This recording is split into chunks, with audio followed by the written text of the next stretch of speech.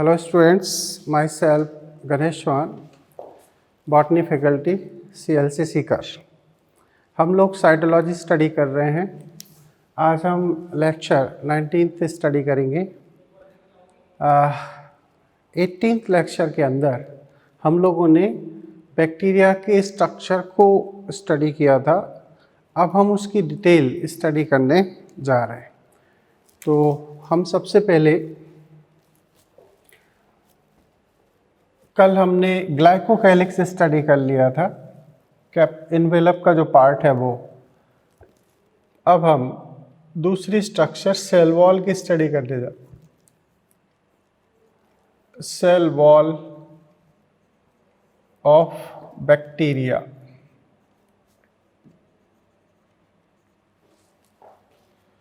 जीवाणु की कोशिका भित्ति, ये तो जाहिर सी बात है, जो सेल वॉल प्लांट्स में होती है उसके रेस्पेक्ट में हम लोगों ने कल बात करी थी कि इसकी सेल वॉल के अंदर सेलुलोज एब्सेंट होता है। यहाँ पर कुछ अदर कंपोनेंट्स होते हैं। प्रोकैरियोट में माइकोप्लाज्मा के अतिरिक्त अन्य सभी प्रोकैरियोटिक सदस्यों में सेल वॉल पाई जाती है, तो हम उस पर बात करेंगे। जीवाणु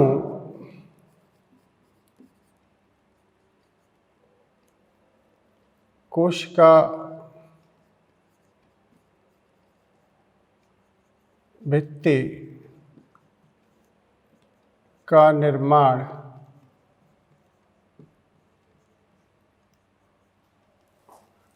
कोशिका झिल्ली करती है।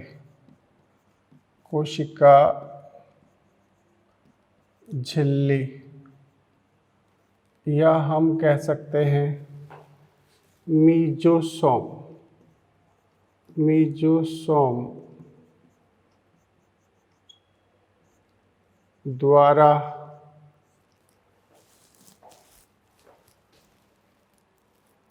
किया जाता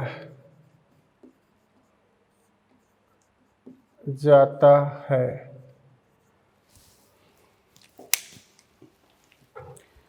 यह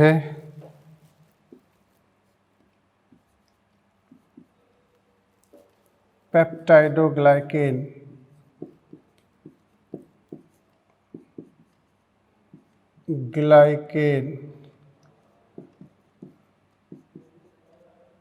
से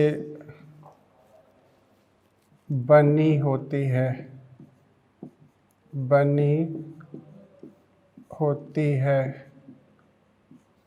ऐसे पेप्टाइडोग्लाइकेन से ये बनी होती है। अच्छा,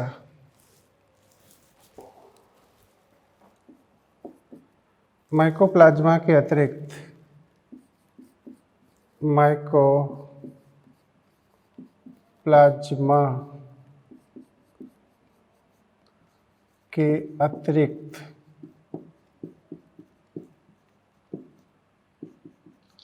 यह मोनेरा के अन्य सदस्यों में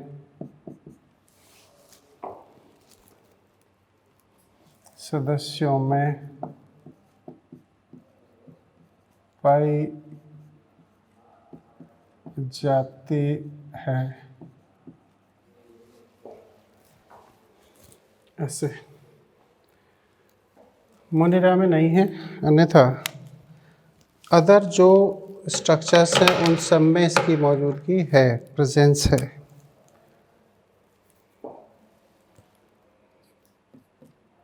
इसमें म्यूरामिक अम्ल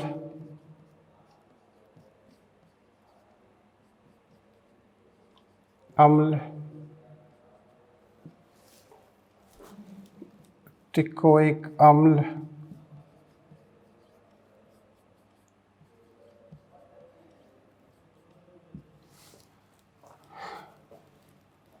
डाइअमीनो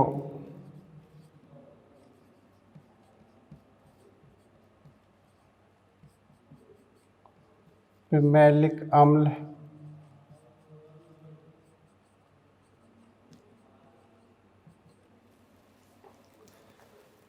नाग,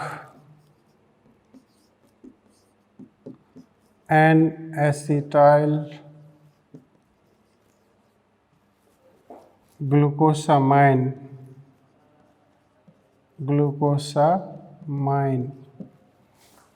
नाग, नाम, एन एसिटाइल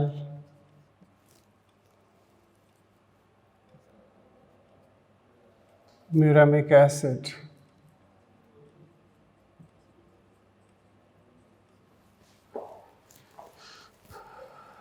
उपस्थित रहते हैं, उपस्थित होते हैं। ये ओब्वियसली सेल वॉल है तो ये पारगम्य होना चाहिए, अजीवित होना चाहिए, अपेक्षाकृत कठोर होना चाहिए। यह है मृत पारगम्य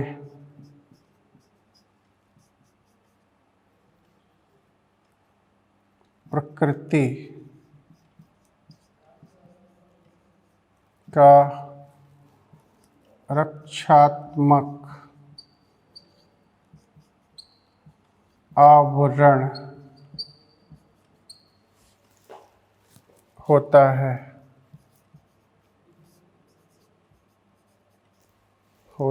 है, अब इसमें सेल वॉल से निकली हुई कुछ संरचनाएं पाई जाती हैं, जिसमें सबसे पहला हम रखेंगे फ्लैजेला को।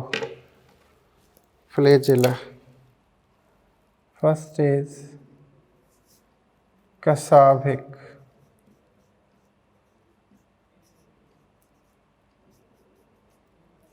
Flagella, flagella. तो बैक्टीरिया में फ्लैजेला कुछ इस तरीके से होता है। ये सेल मेम्ब्रेन है लोअर मोस्ट सरफेस पर, सेल मेम्ब्रेन ये, और ऊपर सेल वॉल। इनमें जो ग्राम नेगेटिव होते हैं उनमें 4 बेस में रिंग पाई जाती है। ये यहाँ पर ये जो फ्लैजेला है ये 3 भागों में बटा होता है। ये जो रीजन है ये सपोर्टिव भाग कहलाता है और इसे हम हुक कहते हैं। ये दिस इज हुक रीजन। ये तो ये जो रीजन है इसे तो हम कहेंगे आधार, नंबर 1 आधार या बेस, और दूसरा ये रीजन ये है हुक, और ये जो होता है यहाँ से आता है इसे हम कहते हैं फिलामेंट या तंतु, नाम दे सकते हैं फिलामेंट या तंतु। तो 3 भाग होते हैं किसी भी बैक्टीरिया के फ्लैजेला में, आधार, हुक और तंतु। तो कह सकते हैं यह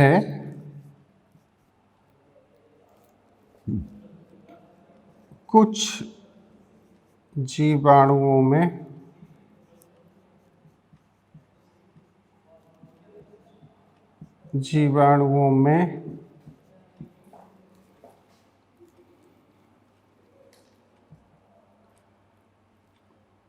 कोशिका भित्ति से निकली हुई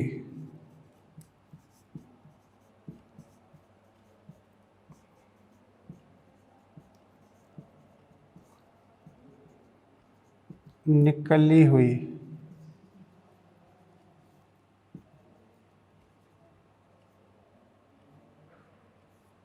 हुई तंतुमय संरचना है। तंतुमय संरचना है जो फ्लैजेलिन प्रोटीन से निर्मित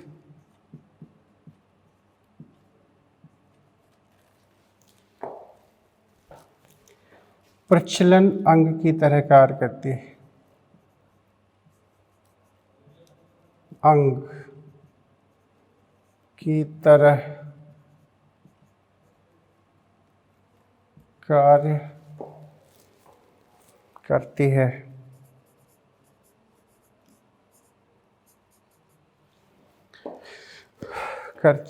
है। इसमें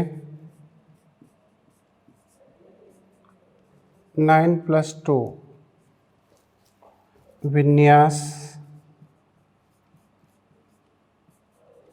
अनुपस्थित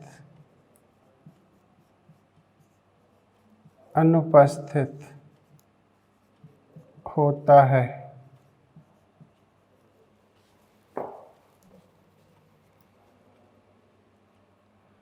यह 3 भागों में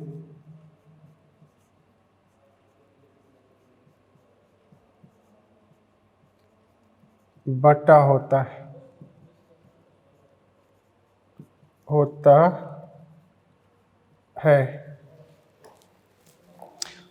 चूँकि इसका जो आधार कण है वो रिंग से बना हुआ है, LPSM, इसमें बेसल ग्रेन्यूल नहीं है, आधारीय कण नहीं है, जो कि सेंट्रोसोम से या सेंट्रियोल से बनता है।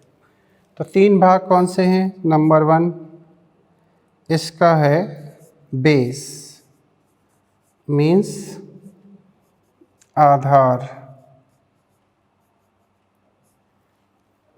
यह वलय के रूप में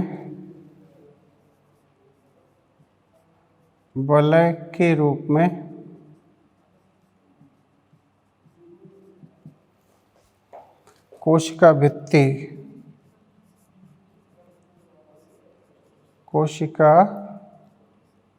भित्ति एवं कोशिका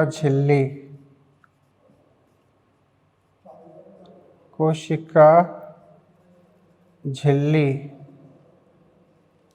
में स्थित रहता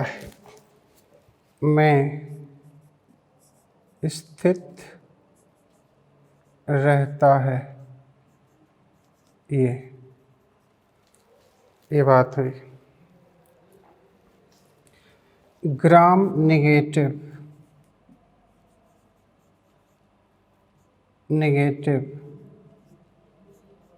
में यह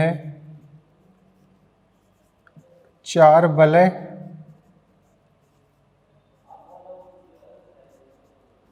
तथा ग्राम पॉजिटिव में यह 2 वलय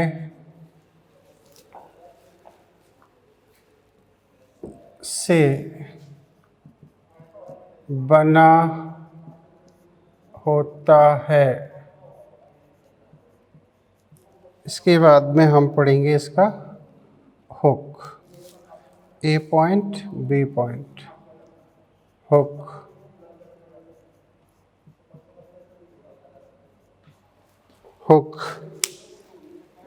हुक जो स्ट्रक्चर है वो तंतु और बेस के बीच में होता है। यह तंतु एवं आधार के मध्य पाया जाता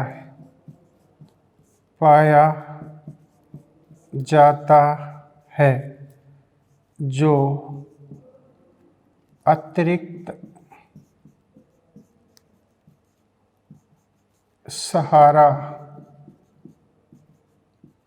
प्रदान करता है। अब है इसका सी पॉइंट, वो है तंतु मीन्स फिलामेंट। यह अधिक लंबा भाग है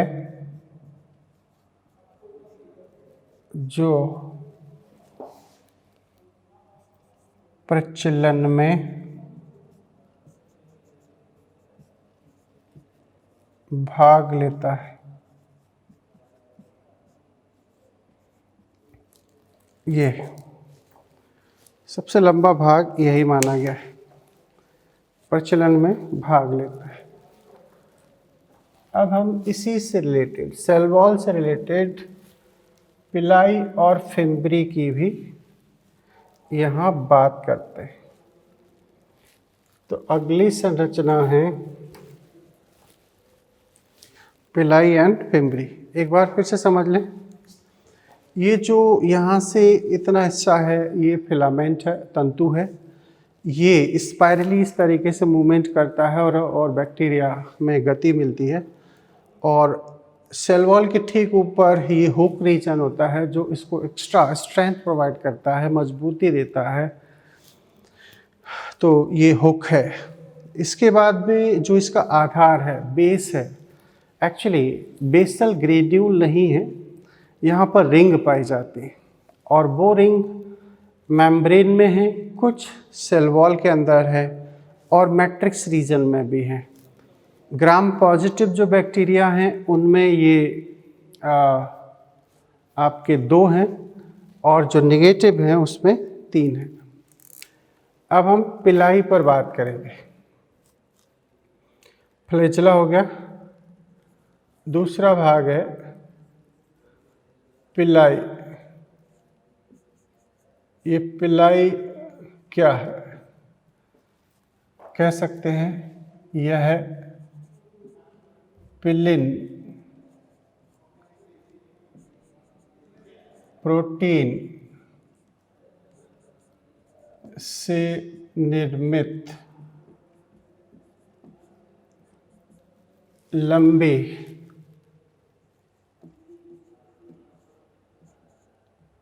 खोखले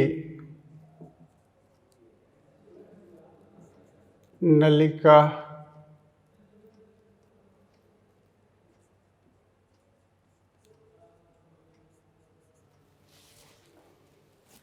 के समान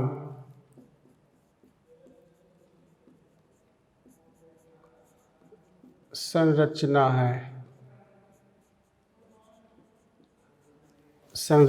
है। यह है संयुग्मन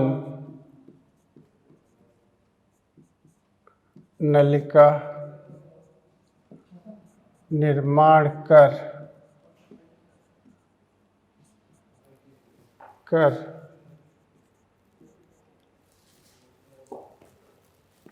डीएनए स्थानांतरण का कार्य करता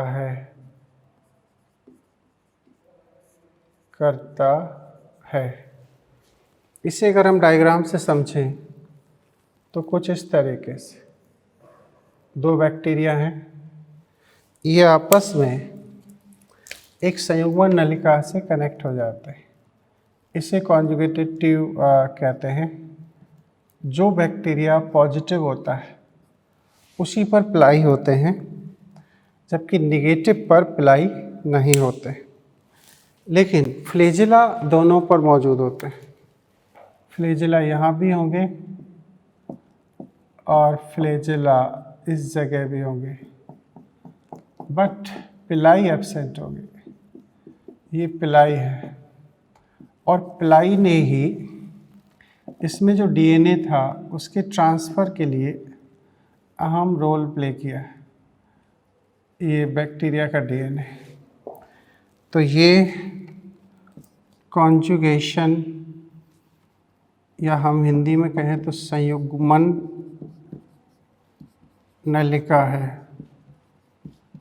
नलिका है और ये इसमें डीएनए ट्रांसफ़र हो रहा है। डीएनए स्थानांतरण की प्रक्रिया हमें नज़र आ रही है और ये पिलाई यहाँ कॉन्जुगेशन ट्यूब बनाएंगे और कॉन्जुगेशन ट्यूब से जो एफ पॉजिटिव बैक्टीरिया हैं उनसे एफ नेगेटिव में ये ट्रांसफ़र की प्रोसेस हमें देखने को मिलती है। इस तरीके से संयुग्मन नलिका महत्वपूर्ण रोल प्ले करती हैं इस लैंगिक जनन में। अब हम इसी हिस्से में तीसरा शब्द यूज करेंगे जिसका नाम होगा फिम्ब्री। फिम्ब्री का मतलब होता है झालर। फिम्ब्री तो कह सकते हो कि झालर मतलब ब्रिसल लाइक स्ट्रक्चर, झालर नुमा संरचना। जैसे ब्रेसलेट होता है, उन पर कुछ लड़ियाँ सी लटकती हैं, ऐसे ही इनके ऊपर पाई जाती है। यह है फिम्ब्रिन।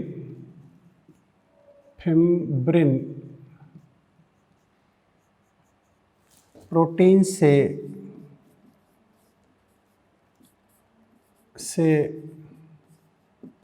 बने होते हैं। फिम्ब्रिन प्रोटीन से बने होते हैं तथा यह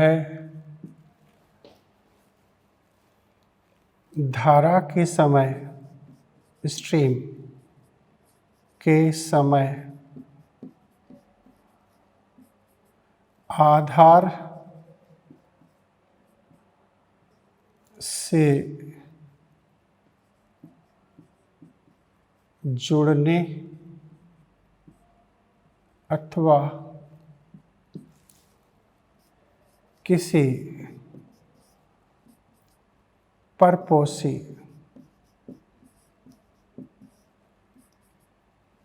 होस्ट से जुड़ने में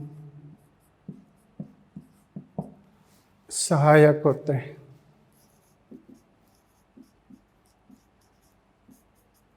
होते हैं ऐसे। तो फर्स्ट, सेकंड, थर्ड ये कहीं ना कहीं फिम्ब्री के स्ट्रक्चर कल के हमने लेक्चर में आपको दिखाई थी कि आखिर फिम्ब्री क्या होते हैं। छोटे छोटे फिम्ब्रिन प्रोटीन से बने हुए स्ट्रक्चर्स हैं जो अटैचमेंट में हेल्प करते हैं, ख़ास तौर से स्ट्रीमिंग प्रोसेस के समय या फिर किसी होस्ट से कनेक्ट होते समय। अब इसके बाद में हम मेम्ब्रेन की स्टडी करेंगे। यहाँ सेल वॉल का स्ट्रक्चर था, सेल वॉल से रिलेटेड हमने कंपोनेंट्स की स्टडी करी जिसमें फ्लैजेला, पिलाई एंड फिम्ब्री की स्टडी की गई।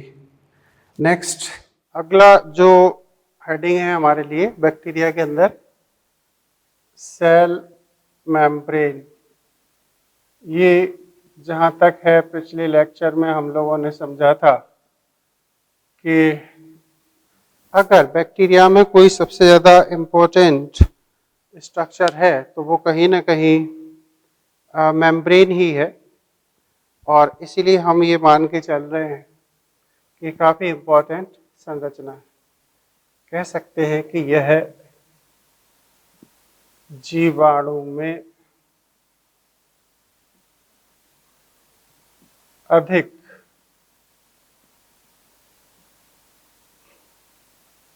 सक्रिय, जीवाणु से मतलब प्रोकैरियोटिक सेल ही है, ठीक है ना। तो जीवाणु का सीधा रेस्पेक्ट, जो स्टडी चल रही है वो प्रोकैरियोट की है। सक्रिय संरचना होती है, संरचना होती है। यह भी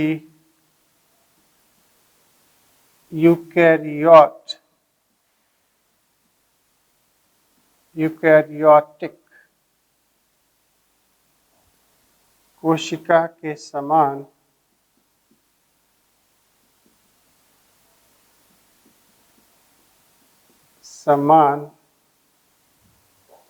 कोशिका समान होती है,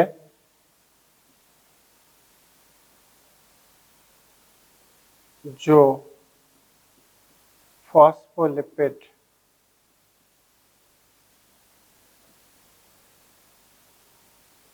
तथा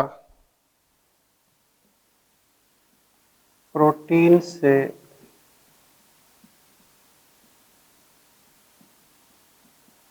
निर्मित रहती है, से निर्मित रहते हैं। इसे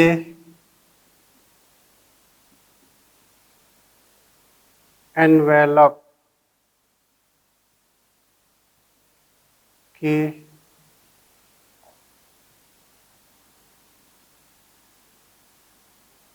निचली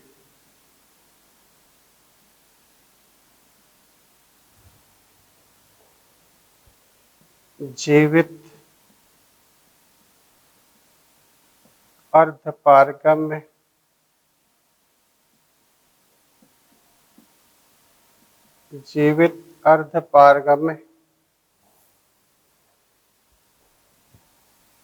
परत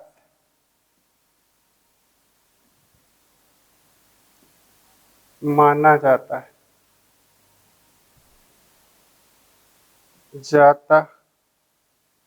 है। कहा जाता है कि देखो, मीजोसोम सभी बैक्टीरिया में नहीं होता, मीजोसोम बीजीए में नहीं होता, साइनोबैक्टीरिया में नहीं होता।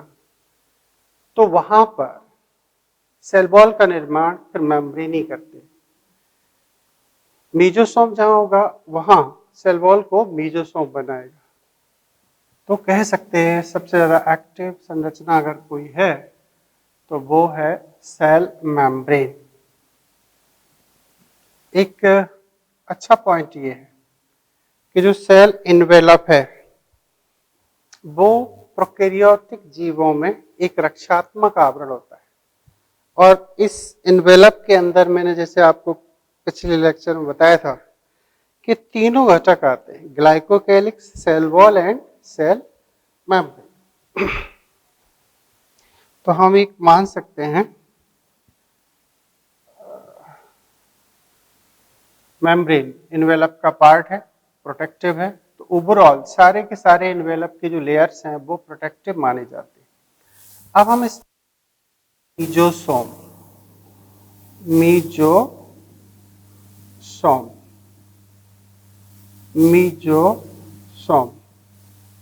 ये काफी इंपॉर्टेंट चीज है मेरी नजर में। कई बार इस पर क्वेश्चन बनता है पीएमटी के अंदर। तो कहा जा सकता है यह है कुछ प्रोकैरियोट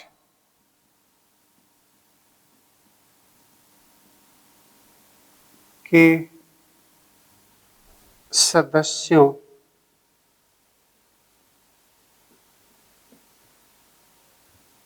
जैसे जीवाणु में ही पाया जाता है। नील हरित शैवाल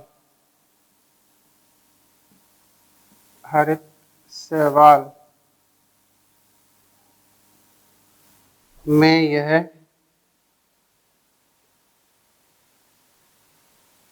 अनुपस्थित होता है।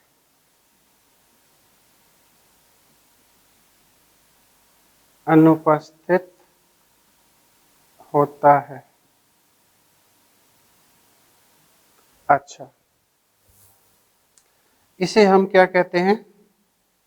Analogous structure of mitochondria. इसे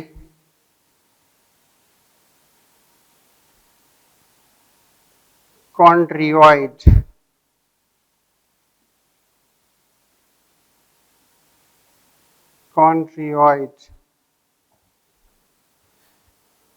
अर्थात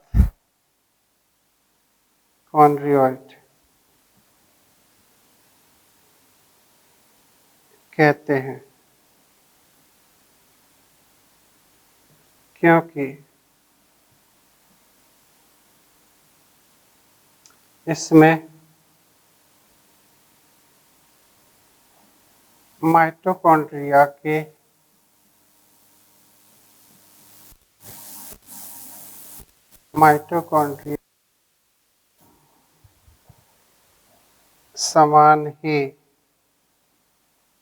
समान ही श्वसन कार्य होता है, जैसे क्रेब्स चक्र,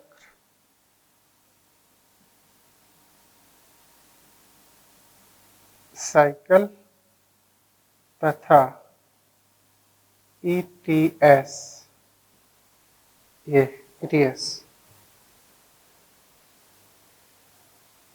इसे एनालॉगस स्ट्रक्चर ऑफ माइटोकॉन्ड्रिया भी कहते हैं।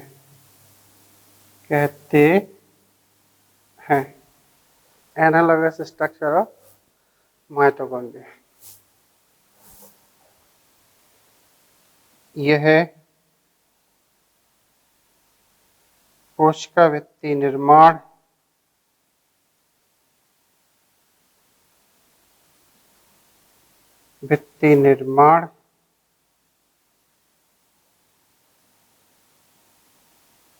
स्त्रावण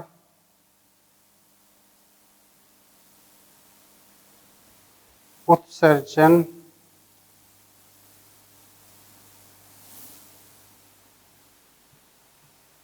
अवशोषण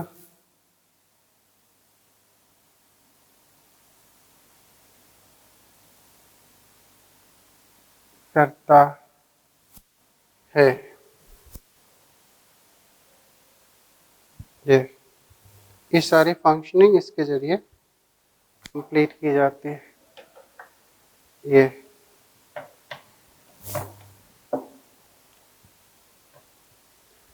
अब मीजोसोम की कहानी है। ये मीजोसोम सब में नहीं है।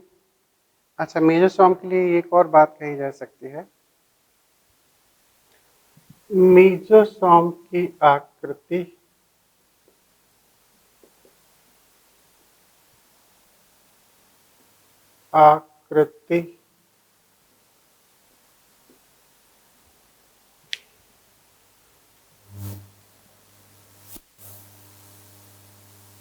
लैमेली ट्यूब्यूल अथवा अथवा वेसिकल गुहिका के समान हो सकती है। हालांकि मैंने आपको ये बात मॉडिफिकेशन ऑफ मेम्ब्रेन में भी बताई है कि मीजोसोम एक बैक्टीरिया की मेम्ब्रेन का मॉडिफिकेशन है। तो ये मीजोसोम कंप्लीट हो जाता है, यानी कि हमने ग्लाइकोकैलिक्स, सेल वॉल और मेम्ब्रेन को अभी अभी स्टडी किया है। अब हम स्टडी करेंगे क्रोमेटोफोर। एक खास शब्द यूज किया है एनसीईआरटी ने, क्रोमेटोफोर।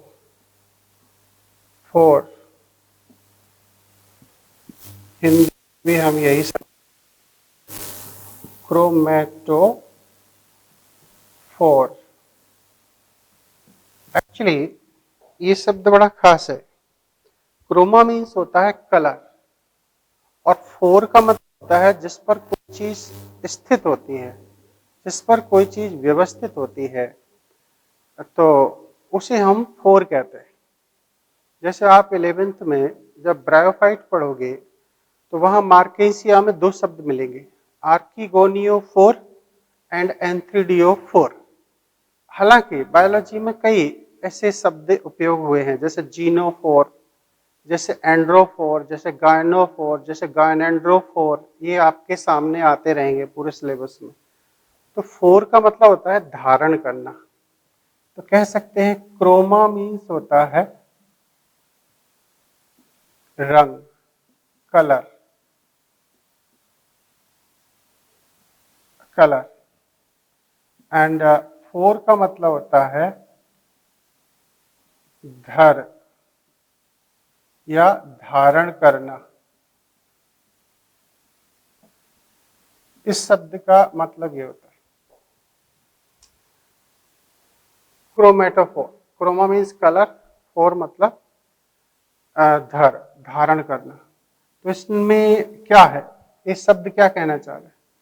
तो ये कहना चाह रहा है कि यह कोशिका झिल्ली से निर्मित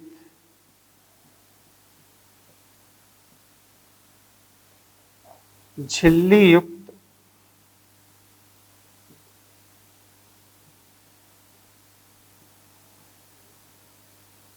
नलिका नुमा संरचना है, जो प्रकाश संश्लेषी रंगीन वर्णकों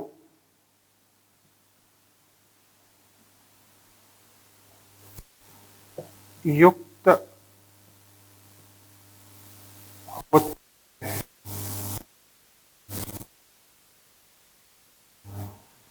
जिससे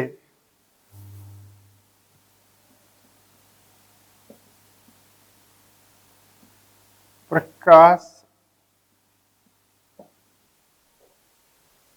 संश्लेषण की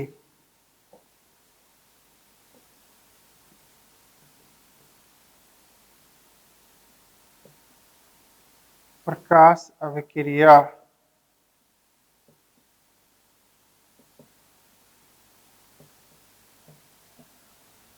संपन्न होते हैं।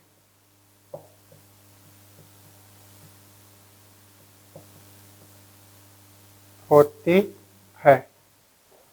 तो फिर ये क्रोमेटोफोर कहाँ पाए जाते हैं, किस में पाए जाते हैं? तो कहा जा सकता है यह नील हरित शैवाल, इसे हम बीजीए कहते हैं, इसे हम साइनोबैक्टीरिया का नाम भी देते हैं, तथा प्रकाश संश्लेषी जीवाणु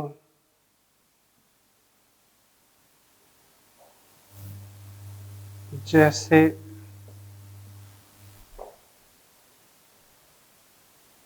हरे सल्फर जीवाणु एवं बैंगनी सल्फर जीवाणु में पाए जाते हैं।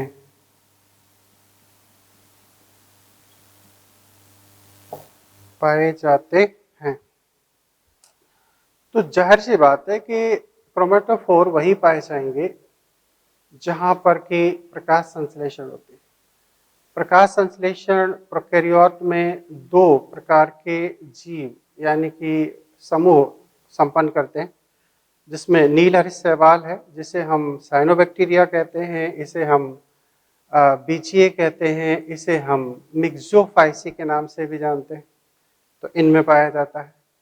इसके साथ साथ में कुछ ऐसे जीवाणु भी हैं जिनमें ऑक्सीजन रहित प्रकाश संश्लेषण होता है, यानी कि ये प्रकाश संश्लेषण में ऑक्सीजन उत्पन्न नहीं करते हैं। इसमें आते हैं green sulphur bacteria and purple sulphur bacteria, Hare sulphur जीवाणु एवं बैंगनी सल्फर जीवाणु। इसमें क्लोरोबियम आता है, रोडोस्पाइरलम आता है, क्रोमेशियम आता है। ये सारे बैक्टीरिया हैं जो इनमें क्रोमेटोफोर पाया जाता है। ये कहीं ना कहीं मेम्ब्रेन का एक्सटेंशन माना जाता है, सिंगल मेम्ब्रेनस स्ट्रक्चर होते हैं। हालांकि ये सेल मेम्ब्रेन का ही हिस्सा माने जाते हैं, इसलिए इनको सेल ऑर्गेनेल में कंसीडर नहीं करते। एक लाइन में और लिख देता हूं जिससे बात समझ में आए। बीजीए में इन्हें फ्री थैलेकॉइड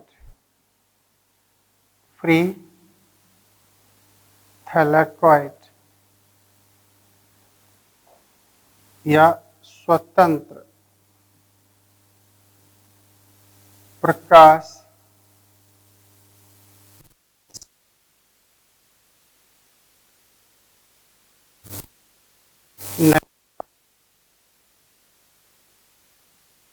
फैमिली भी कहते हैं। तो ये क्रोमेटोफोर के लिए कुछ खास बात है, याद रखना। एनसीईआरटी में इसका डिस्क्रिप्शन है, नॉलेज है, काफी अच्छे क्वेश्चन इस पर बनते भी हैं। अब हम यहां से आगे पढ़ेंगे गैस वैक्यूल और सेल इंक्लूजन। इन्हें अंतर्विष्ट पिंड कहा जाता है। सेल इंक्लूजन, अंतर्विष्ट पिंड।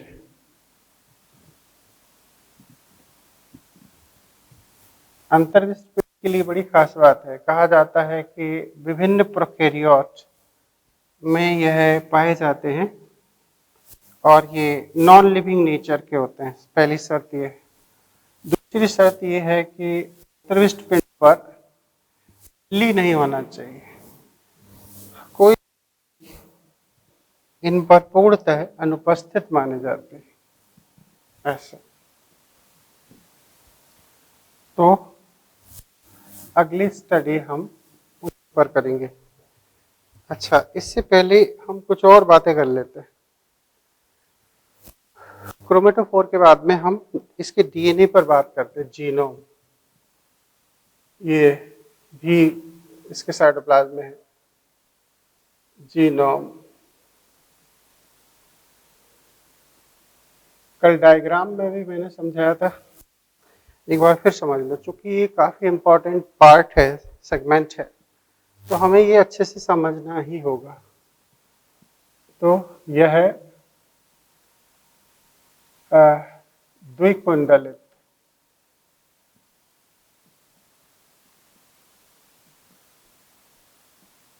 चक्रीय डीएनए के रूप में होता है।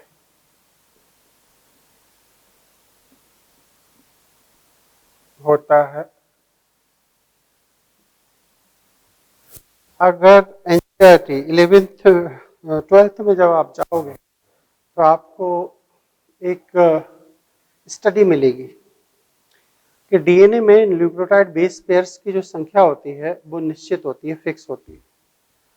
पर्टिकुलर डीएनए में कितने न्यूक्लियोटाइड है, जैसे मान के चलो कि एक डीएनए है ए टी सी जी, ऐसे जैसे टी ए, तो यहाँ 3 न्यूक्लियोटाइड बेस पेयर्स है, ये डीएनए मॉलिक्यूल है।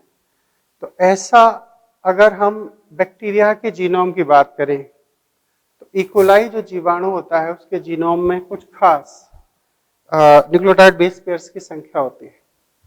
तो कह सकते हैं इकोलाई जीवाणु के जीनोम मतलब डीएनए में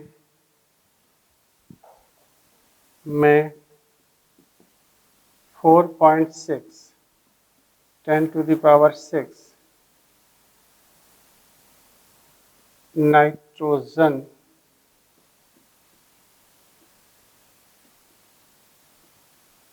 क्षार युग्म होते हैं।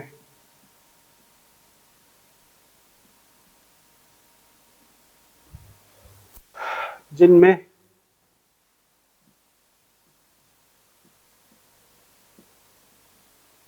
G∼ अधिक होता है, G∼ अधिक होता है। ओके, ये जीनोम। इसके बाद में अच्छा इसे कई नाम देते हैं, जीनोफोर कहा जाता है, प्राचीन केंद्रक कहते हैं इसे, जीवाणु में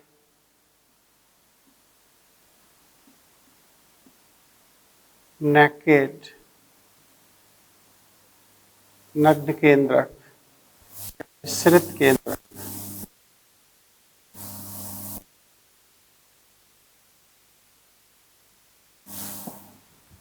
जीनोफोर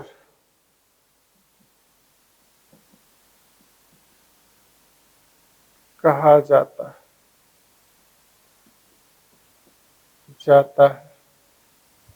इसके बाद में जो अगली स्टडी है वो है प्लाज्मिड।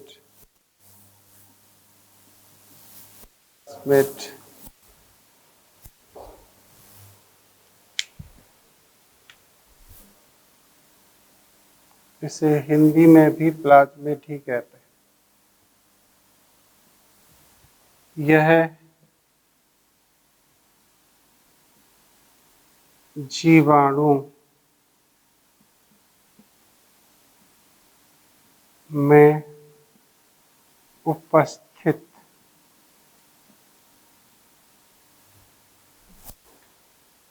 अतिरिक्त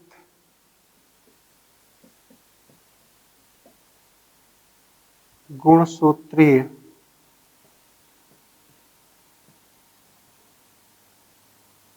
डीएनए होता है,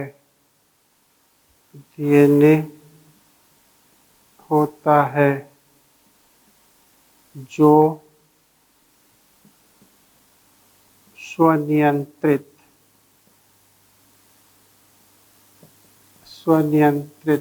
ऑटो मैनेजिंग, स्व प्रतिकृतिकरण,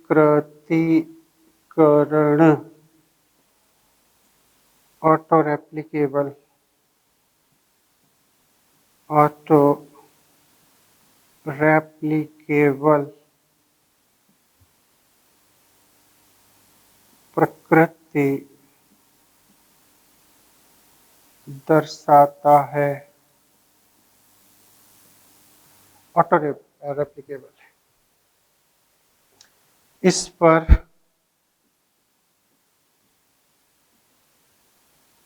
मुख्य डीएनए से मतलब है जो मेन डीएनए का नियंत्रण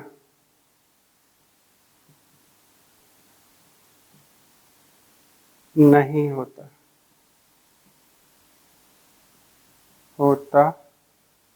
है। आपको आगे चल के कुछ प्लाज्मिड पढ़ने को मिलेंगे, जैसे टीआई प्लाज्मिड है, टीआई प्लाज्मिड, जैसे टीआई प्लाज्मिड, ये कोल प्लाज्मिड होता है, आरआई प्लाज्मिड होता है, आर प्लाज्मिड होता है, आर प्लाज्मिड। अभी याद रखना है, एकदम से नहीं समझा जा सकते, ये 12th का हिस्सा है, याद रखें। आदि एक बड़ी इंटरेस्टिंग चीज है जो हम यही समझा देते हैं कि प्लाज्मिड को हम एपिसोम भी कह सकते हैं। तो एक हेडिंग समझ सकते हैं, एपिसोम। एपिसोम प्लाज्मिड को ही एक अन्य नाम एपिसोम से भी जानते हैं, जैसे एप्लाज्मिड। कब? जब प्लाज्मिड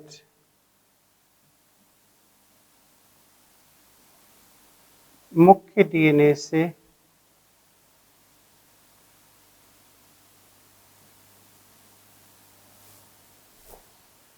प्रत्यक्ष जुड़ा होता है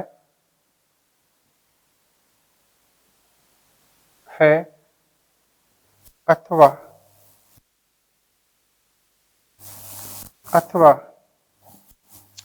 किसी आवश्यक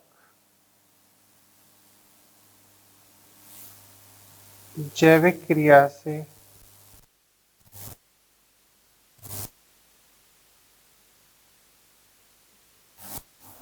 में भाग लेता है,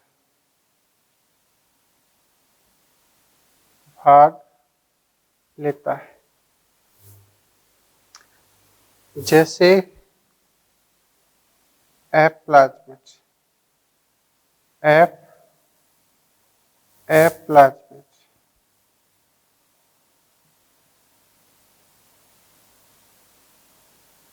तो ये क्या काम करता है? ये जीवाणु में लैंगिक जनन संयुग्मन में भाग लेता है। यह संयुग्मन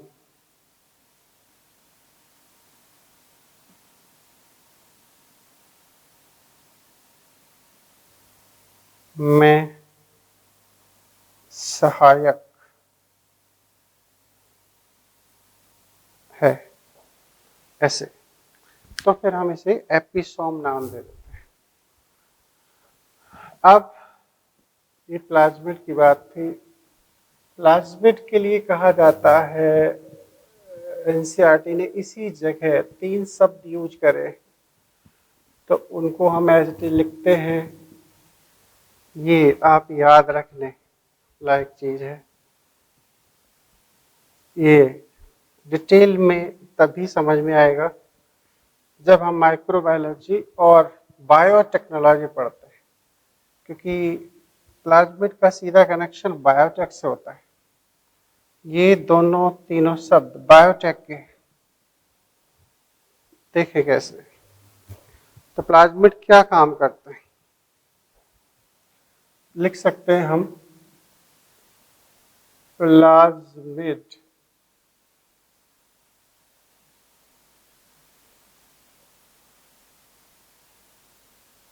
निम्न प्रकार से सहायक होते हैं।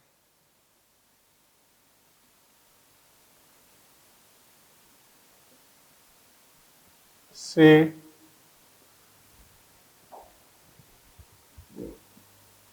सहायक होते हैं।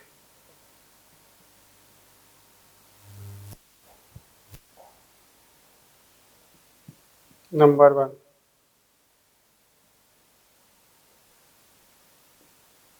इनमें उपस्थित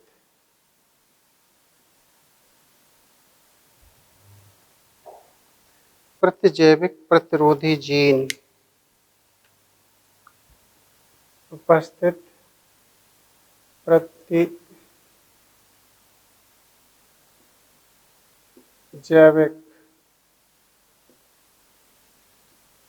प्रतिरोधी जीन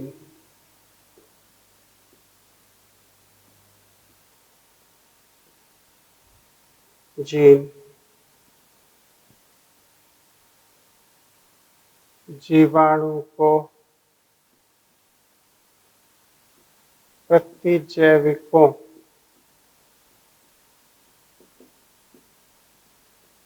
से रक्षा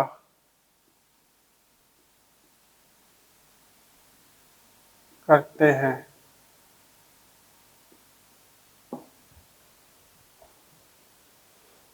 जैसे एम्पिसिलिन,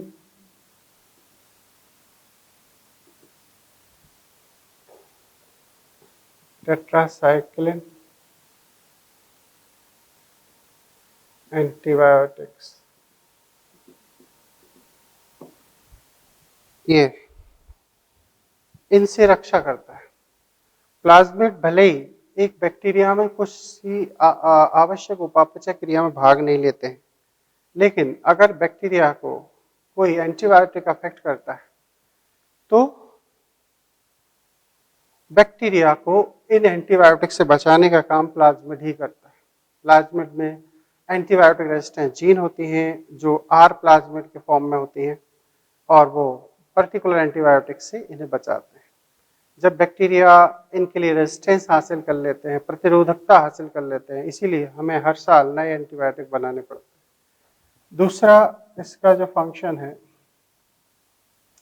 वो है यह जीवाणु के बाह्य लक्षणों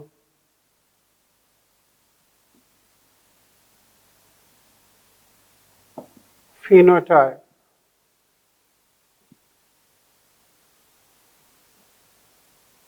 को निर्धारित करते हैं। फिनोटाइप जैसे यह, उसके बाद में यह है जीन अभियांत्रिकी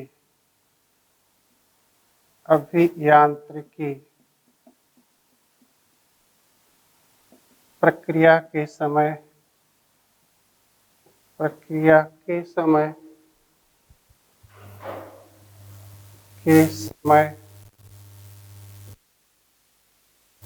रिकॉम्बिनेंट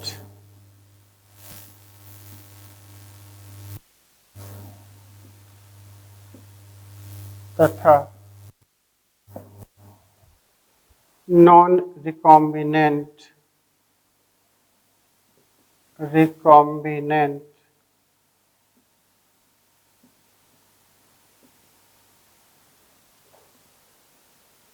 नॉन रिकॉम्बिनेंट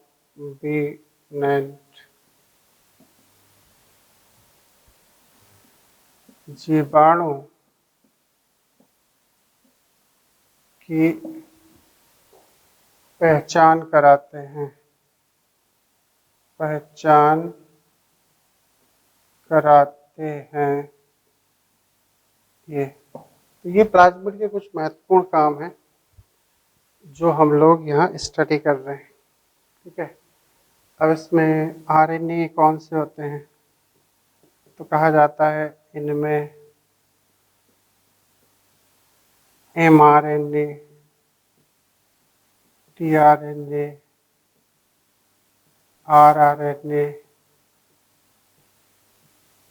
उपस्थित, ये सब पाए जाते हैं और प्रोटीन निर्माण में भाग लेते हैं। यह प्रोटीन निर्माण करते हैं।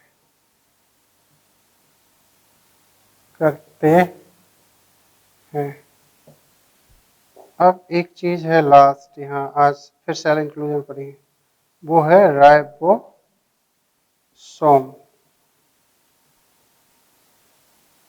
इनमें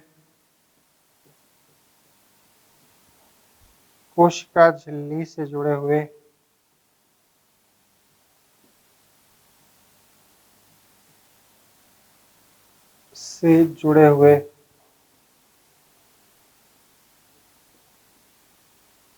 हुए 70S राइबोसोम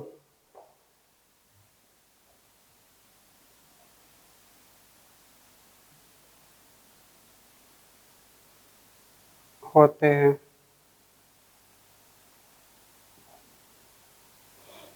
जो प्रोटीन निर्माण करते हैं। ठीक है, तो अकॉर्डिंग टू मी ये बैक्टीरिया के स्ट्रक्चर हैं। प्रोकैरियोटिक सेल हम स्टडी कर रहे हैं। प्रोकैरियोट मतलब बैक्टीरिया आप मान के चलेगा, कहीं बैक्टीरिया शब्द यूज है तो उसका मतलब प्रोकैरियोट ही माना जाएगा। क्लियर? इसमें एक छोटा सा हिस्सा बचा है सेल इंक्लूजन, तो वो हम नेक्स्ट लेसन में ऐड करेंगे और इसके बाद में हम लोग स्टडी करेंगे न्यूक्लियस की।